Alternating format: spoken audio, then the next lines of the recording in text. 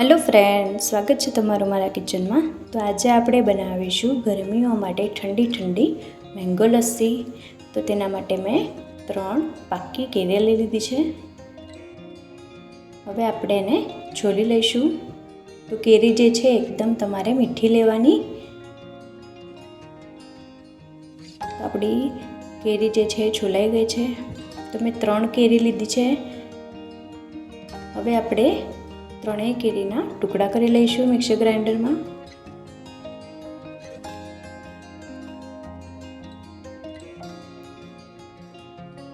તો આપણા ટુકડા થઈ ગયા છે।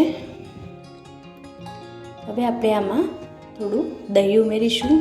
તો મેં 5 ચમચી જેટલું એટલે કે 1 બાઉલ જેટલું દહીં ઉમેર્યું છે।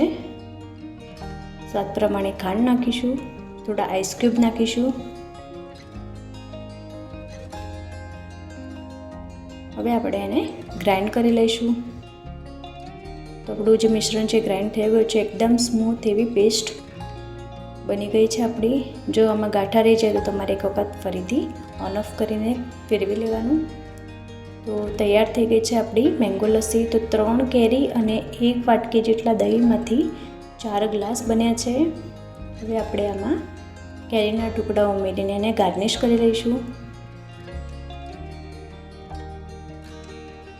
તો ગરમીઓ માટે ઠંડી ઠંડી મેંગો લસ્સી તૈયાર છે।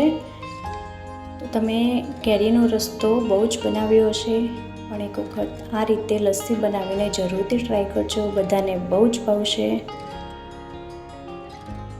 જો તમને મારી આ રેસીપી ગમી હોય તો લાઈક કરો, શેર કરો અને મારી ચેનલને સબસ્ક્રાઈબ કરો। આવા જ નવા વિડીયો માટે સપોર્ટ કરો। Thank you for watching.